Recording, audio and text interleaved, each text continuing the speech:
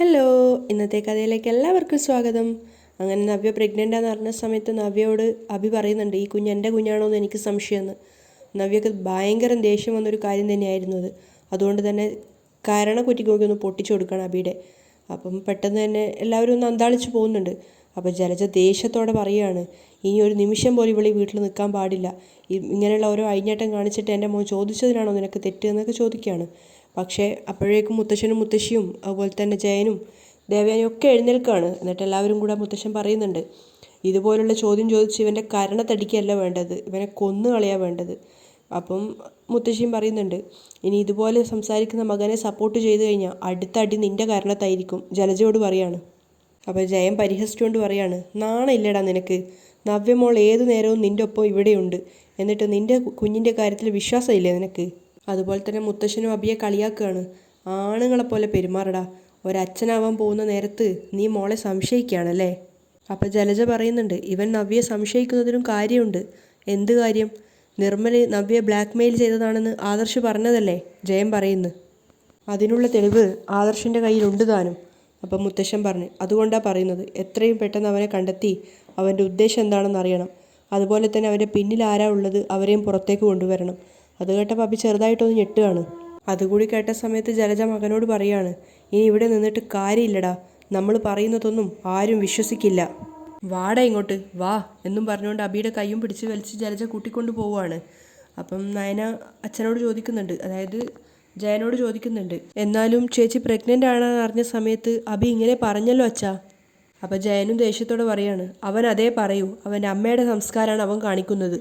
അപ്പം മുത്തശ്ശൻ കുറച്ച് വിഷമത്തോടെ നയനയോട് പറയാണ്, ഞങ്ങൾ ആദർശിനെ അനിയൻ പോലെ തന്നെയാണ് അഭിയേയും കണ്ടിട്ടുള്ളത്, ഞങ്ങളുടെ കൊച്ചുമോൻ തന്നെയാണ് അവനും, എന്നാൽ അവൻ പലപ്പോഴും ഞങ്ങളുടെ കൊച്ചുമോനല്ല എന്ന് തെളിയിച്ചുകൊണ്ടിരിക്കുക. അപ്പം നയന സങ്കടത്തോടെ അദ്ദേഹത്തെ നോക്കുകയാണ്. അപ്പം മുത്തശ്ശൻ പറയാണ്, പിന്നെ ആരെയും കുറ്റം പറഞ്ഞിട്ടൊന്നും കാര്യമില്ല, അതുകൊണ്ടാണ് തറവാട് കീറി മുറിക്കാമെന്ന് ഞാൻ തീരുമാനിച്ചത്. അപ്പോൾ ആദർശാണ് അതും തടഞ്ഞത്. കുടുംബത്തിനകത്ത് പൊരുത്തക്കേടുകൾ ഉണ്ടാകുമ്പോൾ കുടുംബത്തിലുള്ളവരെ വേർപിരിപ്പിക്കുന്നതാണ് നല്ലത്. അദ്ദേഹം സങ്കടത്തോടെ പറയാണ്, ഇന്നത്തെ കാലത്ത് കൂട്ടുകുടുംബം പ്രാക്ടിക്കലല്ല. അത് കേൾക്കുന്ന സമയത്ത് ജയനും ദേവയാനിയൊക്കെ പരസ്പരം സങ്കടത്തോടെ മുഖത്തോടെ മുഖം നോക്കുകയാണ്. നയനക്കും ഭയങ്കര സങ്കടം ഉണ്ടാക്കുന്നുണ്ടായിരുന്നു ആ കാര്യങ്ങളൊക്കെ. അതേസമയം മകനെയും കൂട്ടിക്കൊണ്ടുപോയിട്ട് ജലജ ദേഷ്യത്തോടെ പറയുന്നുണ്ട്, എടാ നീ മാന്യമായി സംസാരിച്ചിരുന്നെങ്കിൽ എല്ലാവരും നിൻ്റെ കൂടെ നിന്നേനെ, നീ എന്തിനാ മദ്യപിച്ചവിടെ ഷോ കാണിച്ചത്? അപ്പോൾ അഭി പറയുന്നുണ്ട്, ഇങ്ങനെ ഒരു സാഹചര്യം വരുമ്പോൾ ഏതൊരാണാണെങ്കിലും മദ്യപിച്ച് പോവും അമ്മേ. അതേ ഞാനും ചെയ്തുള്ളൂ. അപ്പം ജലജ ചോദിക്കുക, അതുകൊണ്ടിപ്പോൾ എന്തായി, നിൻ്റെ കൂടെ ആരെങ്കിലും നിന്നോ?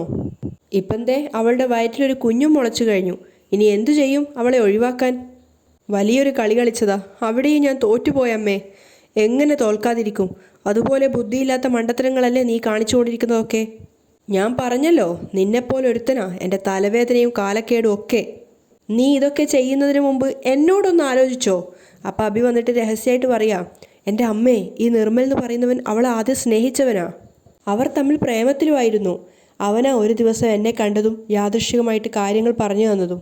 അതിനുശേഷമാണ് ഞാൻ ഈ കളികളൊക്കെ കളിച്ചത്.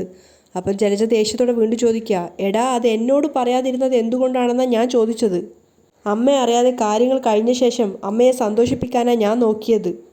അപ്പോൾ ജലജ പരിഹാസത്തോടെ പറയുക, ആ അതുകൊണ്ടിപ്പോൾ ഞാൻ ഒരുപാട് സന്തോഷിച്ചല്ലോ, സന്തോഷം കൊണ്ട് ഇതാ തുള്ളിച്ചാടി നടക്കുക. അത് കേട്ടപ്പോൾ അഭി തലതാഴ്ത്തുകയാണ്, നീ ഒരു കാര്യം മനസ്സിലാക്കണം, നയനയാണ് ഇപ്പോൾ ഈ വീടിൻ്റെ അച്ചുതണ്ട്, അല്ലാതെ എൻ്റെ ഏട്ടത്തെ ദേവയാനിയല്ല. അവളാണ് ഇപ്പോൾ ഈ വീടിൻ്റെ ഭരണം നിയന്ത്രിക്കുന്നത്. അതുകൊണ്ട് തന്നെ അവളുടെ വാക്കുകളിൽ അച്ഛനും അമ്മയും വീഴും. അവളെ ഈ വീട്ടിൻ്റെ മരുമോളാ, അതുപോലെ തന്നെ അവളുടെ ചേച്ചിയും. എന്നാൽ അത്ര പോലും ബന്ധം എനിക്ക് ഈ വീടുമായിട്ടില്ല, അത് നീ മനസ്സിലാക്കണം. അപ്പം അഭി ചോദിക്കുന്നുണ്ട്, അമ്മ എന്താ ഈ പറയുന്നേ? ഓർമ്മ വെച്ച കാലം തൊട്ട് എന്നെ കൊച്ചുമോനായിട്ടല്ലേ മുത്തശ്ശിയും മുത്തശ്ശനും കാണുന്നത്. എടാ അങ്ങനെ കാണുമ്പോഴും എന്നും നീ രണ്ടാമനും മൂന്നാമനുമാണ്. ഇന്ന് പല ബ്രാഞ്ചിൻ്റെ അധികാരങ്ങളും എനിക്ക് കൈമാറാൻ പോകുമ്പോൾ നീ മൂർത്തിസ് ജ്വല്ലറിയിലെ വെറും ജോലിക്കാരൻ മാത്രമാണ്. അപ്പോൾ അഭി വീണ്ടും പറയുന്നുണ്ട്, എങ്കിലും ട്രസ്റ്റിൽ നമ്മളെല്ലാവരും ഉണ്ടല്ലോ. അപ്പോൾ ജലജ ചോദിക്കുക, ഉണ്ടായിട്ട് എന്താ പ്രയോജനം? അതിൽ നിന്ന് കാലണ എടുക്കാൻ പറ്റുന്നുണ്ടോ? അതിന് അഭിക്ക് മറുപടിയൊന്നുമില്ല. എന്നെങ്കിലും ഒരു കാലത്ത് കിട്ടുമായിരിക്കും, കിട്ടിയിട്ട് കിട്ടിയെന്ന് പറഞ്ഞാൽ മതി, ജലജ ദേഷ്യത്തോടെ പറയാം. അതിനു മുമ്പ് നല്ല സ്ത്രീധനമൊക്കെ വാങ്ങി നിന്നെക്കൊണ്ട് വേറൊരു കല്യാണം കഴിപ്പിക്കാം എന്നാണ് ഞാൻ ആലോചിക്കുന്നത്. ആ സമയത്താണ് നീ ഒരു മദ്യപാനിയാണെന്നും കൂടി എല്ലാവർക്കും തെളിയിച്ചു കൊടുത്തത്. ഇപ്പോൾ കുറ്റം ചെയ്തവളും തെറ്റ് ചെയ്തവളും ഒക്കെ അഴിഞ്ഞാടി നടന്നവളും ഒക്കെ പരിശുദ്ധിയായില്ലേ? പോരാത്തതിന് അവളുടെ വയറ്റിലൊരു കുഞ്ഞും, അത് നിൻ്റേതാണെന്ന് പോലും നിനക്കുറപ്പില്ല. എനിക്കും അങ്ങനെ തന്നെ. പക്ഷെ അവൾ പ്രസവിക്കും. ആ കുഞ്ഞ് നിന്നെ അച്ചാന്ന് വിളിക്കും. നീ അനുഭവിച്ചോ എന്നും പറഞ്ഞുകൊണ്ട് ദേഷ്യത്തോടെ ജലജ അവിടുന്ന് പോവാണ്. ധർമ്മസങ്കടത്തിലായിട്ട് അഭിയും. നയനയുടെ വീട്ടിലാണെങ്കിൽ ഗോവിന്ദൻ പ്രതിമകളുടെ ഓരോ പണിത്തിരക്കിലാണ്. സഹായത്തിനായിട്ട് അരികിൽ തന്നെ നന്ദു ഉണ്ട്. ആ സമയത്ത് അദ്ദേഹം മോളോട് പറയുന്നുണ്ട്, മോളെ ടെസ്റ്റ് എഴുതിയിട്ട് എത്രയും പെട്ടെന്ന് ഒരു സർക്കാർ ജോലി ഒപ്പിക്കണം. നിന്റെ നയനച്ചിയുടെ ഏറ്റവും വലിയ ആഗ്രഹമാണ് നിനക്കൊരു സർക്കാർ ജോലി. അപ്പോഴേക്കും കുറച്ച് മുരിങ്ങയിലൊക്കെ പറിച്ചുകൊണ്ട് നമ്മുടെ കനക കയറി വരുന്നുണ്ടായിരുന്നു. ഞാനും അത് തന്നെയാണ് മോളോട് പറയുന്നത്. ഏതു നേരവും മറ്റുള്ള ചിന്തകളൊക്കെ ഒഴിവാക്കി സ്വന്തം കാര്യം നോക്കുക മോള് വേണ്ടത്. അമ്മയും അച്ഛനും എന്നെ ഓർത്ത് ഇപ്പോൾ ഒരുപാട് BP കൂട്ടുന്നുണ്ട് നന്ദു പറയാണ്. അതിന് നീ കാരണം ഉണ്ടാക്കുന്നത് കൊണ്ടാണ് അങ്ങനെയൊക്കെ സംഭവിക്കുന്നത്. കനക അതും പറഞ്ഞ് അടുക്കളയിലേക്ക് പോകാൻ നോക്കുമ്പോഴേക്കും നയനയുടെ കോള് വരികയാണ്. ഒരു സന്തോഷ വാർത്ത പറയാൻ വിളിച്ചതാ. എന്താ മോളെ? അമ്മ ഒരു മുത്തശ്ശിയാവാൻ പോവാ. അയ്യോ, എൻ്റെ മോൾക്ക് വിശേഷമുണ്ടോ? അയ്യോ, എനിക്കല്ല അമ്മേ, അമ്മയുടെ മൂത്ത മോൾക്കാ. ഓ അതാണോ? അവൾ വീണ്ടും കള്ളം പറയായിരിക്കും. അവൾ നമ്മളെ പറ്റിക്കാൻ വേണ്ടി ഓരോന്ന് പറയുക. അയ്യോ അമ്മ, അങ്ങനെയൊന്നും അല്ല. ഇന്ന് ചേച്ചിക്കൊരു തളർച്ചയുണ്ടായി. ഡോക്ടർ ഇവിടെ വന്ന് ടെസ്റ്റ് ചെയ്തിട്ട് പ്രഗ്നൻ്റ് ആണെന്നാണ് പറഞ്ഞത്. അപ്പോൾ കനക ഇങ്ങനെ സ്തംഭിച്ച് നിൽക്കുകയാണ്. എന്നിട്ട് പറയുന്നുണ്ട്, അവളോടുള്ള ദേഷ്യം എനിക്ക് മാറിയിട്ടൊന്നുമില്ല. എങ്കിലും ഈ വാർത്ത അറിഞ്ഞപ്പോൾ എനിക്ക് അവളെ ഒന്ന് കാണണമെന്നുണ്ട്. ഫോൺ മാറ്റി പിടിച്ചിട്ട് ഗോവിന്ദനും നന്ദുവിനും കൂടി കേൾക്കാൻ വേണ്ടിയിട്ട് കനക അത് പറഞ്ഞു കൊടുക്കുകയാണ്. നവ്യ മോൾ പ്രഗ്നൻ്റ് ആണെന്ന്. അവർക്ക് സന്തോഷം ഉണ്ടാവുകയാണെങ്കിലും അടുത്ത മൊമെൻ്റ് ഒരു ടെൻഷനാണ് നവ്യ ആയതുകൊണ്ട്. അപ്പോഴേക്കും കനക നയനയോട് പറയാണ്, ഞാൻ ഗോവിന്ദേട്ടനോടും നന്ദുമോളോടും പറഞ്ഞതാണ്, എനിക്ക് മോളെ ഒന്ന് കാണണമെന്നുണ്ട് എന്നൊക്കെ പറയുന്ന സമയത്ത് നയന പറയാം, അതിനെന്താ, അമ്മ ഇങ്ങോട്ട് വാ, കുറച്ച് ദിവസം ഇവിടെ നിൽക്കുകയും ചെയ്യാം. അത് കേട്ടപ്പോൾ തന്നെ കനകയുടെ ബോധം പോവാണ്. അയ്യോ മോളെ, അത് വേണ്ട, എനിക്ക് ആ ജലജയെക്കുറിച്ച് ഓർക്കുമ്പോൾ തന്നെ എന്നൊക്കെ പറഞ്ഞിട്ട് കനക വിലക്കാൻ ശ്രമിക്കുകയാണ്. അതൊന്നും പറ്റില്ല, അമ്മയുടെ മോൾക്ക് വിശേഷമുള്ളത് പറഞ്ഞിട്ട് അമ്മ വരാത്തത് മോശമല്ലേ, ഇവിടെ ഉള്ളവർ എന്ത് ധരിക്കും എന്നൊക്കെ ചോദിക്കുകയാണ് നയന. അപ്പോഴും കനകക്ക് ആകെ കൂടെ ഒരു ടെൻഷനാണ്, പോണോ പോണ്ടിയോ എന്നുള്ളൊരു വ്യാകുലത. അപ്പം അവർ പറയുന്നുണ്ട്, ഞാൻ ഗോവിന്ദേട്ടനോട് ചോദിച്ചിട്ട് പറയാമെന്നൊക്കെ പറയുമ്പം അങ്ങനെ ചോദിച്ചിട്ട് പറയാൻ നിൽക്കുകയൊന്നും വേണ്ട, മര്യാദയ്ക്ക് വന്നോളൂ എന്നൊക്കെ പറഞ്ഞ് നയന സ്നേഹത്തോടെ വഴക്ക് പറയാണ്. ഓക്കെ ശരി മോളെ എന്നൊക്കെ പറഞ്ഞിട്ടാണ് അവർ കോൾ കട്ട് ചെയ്യുന്നത്. അതിനുശേഷം അവർക്ക് അരികിലേക്ക് വന്ന സമയത്ത് നന്ദു പറയുന്നുണ്ട്, എൻ്റെ മൂത്ത ചേച്ചിയുടെ കാര്യമായതുകൊണ്ട് ഒന്നും പറയാൻ പറ്റില്ല. പക്ഷേ ഗോവിന്ദൻ പറയുന്നുണ്ട്, ഇനി അവൾക്ക് അതിനുള്ള ധൈര്യം ഉണ്ടാവില്ല. കഴിഞ്ഞ തവണ സംഭവിച്ചൊക്കെ അവൾക്ക് അറിയാവുന്ന കാര്യങ്ങളല്ലേ. അത് മാത്രമല്ല, അതിനുശേഷം നവ്യമൊക്കെ ഒരുപാട് മാറ്റങ്ങളുണ്ടെന്നാണ് നയനമോൾ പറഞ്ഞത്. സ്വന്തം തെറ്റുകളൊക്കെ അവൾ തിരിച്ചറിഞ്ഞു എന്ന്. എന്തൊക്കെയോ ടെൻഷനും വിഷമങ്ങളൊക്കെ ഉണ്ടെന്ന് പറഞ്ഞു. അതിൻ്റെ കാരണമൊന്നും പറഞ്ഞിട്ടില്ല. അപ്പോൾ ഗോവിന്ദനും പറയുന്നുണ്ട്, അങ്ങനെ സ്വന്തം തെറ്റുകൾ അവൾ മനസ്സിലാക്കിയാൽ കൊള്ളാം. പക്ഷെ വേറൊരു പ്രശ്നമുണ്ട്. കനക ടെൻഷനോട് പറയാണ്, എന്നോട് 2-3 ദിവസം അവിടെ പോയി നിൽക്കാനാണ് നയനമോൾ പറയുന്നത്. ഗോവിന്ദേട്ടൻ്റെ അഭിപ്രായം എന്താ? അവിടെ പോയി താമസിക്കാനൊന്നും എനിക്ക് വലിയ താല്പര്യമില്ല. പക്ഷേ പ്രഗ്നൻ്റ് ആണെന്ന് അറിഞ്ഞ സ്ഥിതിക്ക് നയനമോൾ വിളിച്ചു പറഞ്ഞ സ്ഥിതിക്ക് നീ എന്തായാലും കുറച്ച് പലഹാരങ്ങളുമായിട്ട് അങ്ങോട്ടേക്ക് പോയിക്കോന്ന് പറയും. ബാക്കിയൊക്കെ നമുക്ക് പിന്നെ തീരുമാനിക്കാമെന്നുള്ള രീതിയിൽ അപ്പോൾ നന്ദുവിനോട് പറയാം, നമുക്ക് രണ്ടുപേർക്കും പോയി പലഹാരമൊക്കെ ഉണ്ടാക്കാൻ പറഞ്ഞ് നന്ദുവിനെയും കൂട്ടിക്കൊണ്ട് അവർ അടുക്കളയിലേക്ക് പോവുകയാണ്.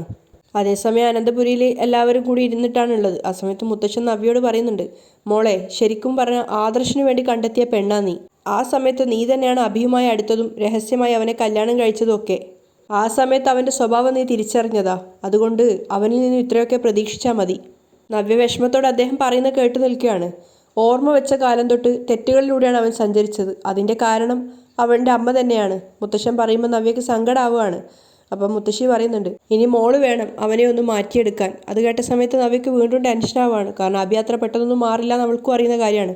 അപ്പോഴേക്കും കനക പലഹാരങ്ങളൊക്കെ ആയിട്ട് വളരെ കഷ്ടപ്പെട്ട് ഒരുപാട് കവറൊക്കെ ആയിട്ട് അവിടെ നിന്ന് കയറി വരികയാണ്.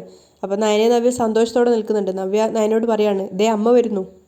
മുത്തശ്ശിയും മുത്തശ്ശനും ജയനും ഒക്കെ സന്തോഷമുണ്ട്. പക്ഷേ ദേവയാനി മുഖം കൂർപ്പിച്ച് നിൽക്കുകയാണ് കനക വരുന്ന കണ്ടപ്പോൾ തന്നെ. ജലജയും മോനും മാത്രം ആ സമയത്ത് അവിടെ ഉണ്ടായിരുന്നില്ല. അങ്ങനെ കനക അടുത്തെത്തിയതും അമ്മയും മോളും കൂടെ കെട്ടിപ്പിടിക്കുകയാണ്. അപ്പം അമ്മയ്ക്ക് സന്തോഷമായി മോളെ എന്നൊക്കെ പറയുന്ന സമയത്ത് നവ്യ ചോദിക്കുന്നുണ്ട്, അമ്മയ്ക്ക് എന്നോടുള്ള ദേഷ്യമൊക്കെ മാറിയോ? അങ്ങനെ അമ്മമാർക്ക് എത്ര കാലം മക്കളോട് ദേഷ്യം പിടിച്ച് നിൽക്കാൻ പറ്റും എന്നൊക്കെ പറഞ്ഞ് അവർ സ്നേഹത്തോടെ മകളെ തലോടുകയാണ്. അപ്പോഴേക്കും ജലജയും അഭിയും അങ്ങോട്ടേക്ക് വരുന്നുണ്ട്. അത് കേൾക്കുന്ന സമയത്ത് നവ്യക്ക് ഒത്തിരി സന്തോഷമാവുകയാണ്. കാരണം അമ്മ അവളോടുള്ള ദേഷ്യമൊക്കെ മാറ്റിയല്ലോ എന്ന് ഓർത്തിട്ട്. എന്നാലും എനിക്ക് ഒത്തിരി സന്തോഷമുണ്ട്, ഞാനൊരു മുത്തശ്ശിയാവാൻ പോവാണല്ലോ എന്നൊക്കെ പറഞ്ഞ് നവ്യയെ കെട്ടിപ്പിടിക്കുകയാണ് കനക വീണ്ടും. അപ്പോൾ നവ്യയുടെ കണ്ണ് നിറഞ്ഞ കണ്ടപ്പോൾ കനക ചോദിക്കുന്നുണ്ട്, ഇത്രയും സന്തോഷമുള്ള ഈ ഒരു സമയത്ത് എൻ്റെ മോളുടെ കണ്ണെന്തിനാണ് നിറഞ്ഞത്? അതിന് നവ്യ മറുപടി ഒന്നും പറയാഞ്ഞപ്പോൾ അവർ വീണ്ടും ചോദിക്കുന്നുണ്ട്, ഈ സമയത്ത് എൻ്റെ കുഞ്ഞ് സന്തോഷമായിട്ട് ഇരിക്കുകയല്ലേ വേണ്ടത്? അത് കേട്ടപ്പോൾ മുത്തശ്ശിയാണ് പറയുന്നത്, ഇത് സന്തോഷ കണ്ണീരാ കനകെ. മോള് നേരത്തെ ഒരു കള്ളം പറഞ്ഞു, മോള് ഗർഭിണിയാണെന്ന്. പക്ഷേ ഇപ്പോൾ ശരിക്കും മോള് ഒരു അമ്മയാവാൻ പോവുക. അതിൻ്റെ സന്തോഷമാണ് ഈ കണ്ണീര്. അത് കേട്ടപ്പോൾ കനക സന്തോഷത്തോടെ മോളോട് പറയുന്നുണ്ട്, അമ്മയുടെ മോളിനി ഒരിക്കലും കള്ളം പറയരുത്. നവ്യ ഒന്നും പറയാതെ തലതാഴ്ത്തി നിൽക്കുകയാണ്. അപ്പം കനക വീണ്ടും ഉപദേശിച്ചു കൊടുക്കുന്നുണ്ട്, മനസ്സിനകത്ത് എന്തെങ്കിലും ഉണ്ടെങ്കിൽ അത് ഒരുപാട് കാലം മനസ്സിനകത്ത് വെച്ച് പൂട്ടി വെക്കാനും പാടില്ല. അതൊക്കെ കരഞ്ഞുകൊണ്ട് തന്നെ നവ്യ സമ്മതിക്കുകയാണ്. അപ്പോൾ കനക പറഞ്ഞു കൊടുക്കുന്നുണ്ട്, പറയേണ്ടവരോട് എല്ലാം തുറന്നു പറയണം. അപ്പം നവ്യ നയനയെ നോക്കിയിട്ടൊന്ന് പുഞ്ചിരിക്കുന്നത് പോലെ ആക്കുകയാണ്. അതിനുശേഷം കനകയും കൂട്ടിക്കൊണ്ട് അകത്തേക്ക് പോകുന്നുണ്ട്.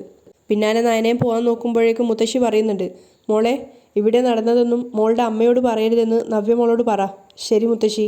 അവരവിടുന്ന് പോയതിനു ശേഷം ജലജയും അബിയും കൂടെ ഇങ്ങോട്ടേക്ക് വന്ന് നിൽക്കുകയാണ്. അപ്പം മുത്തശ്ശൻ പറയുന്നുണ്ട്, ഒരുത്തരം നിൽപ്പ് കണ്ടില്ലേ, സ്വന്തം ഭാര്യയെ പോലും അവന് വിശ്വാസമില്ല. അപ്പം ജലജയ ചോദിക്കുന്നത്, എങ്ങനെ വിശ്വസിക്കും? അങ്ങനെയുള്ള കാര്യങ്ങളല്ലേ ഇവിടെ നടക്കുന്നത്. അപ്പം മുത്തശ്ശൻ വാൺ ചെയ്യാണ്, നീ മിണ്ടരുത്, നിന്റെ വൃത്തികെട്ട നാവാണ് ഇവനും കിട്ടിയിരിക്കുന്നത്.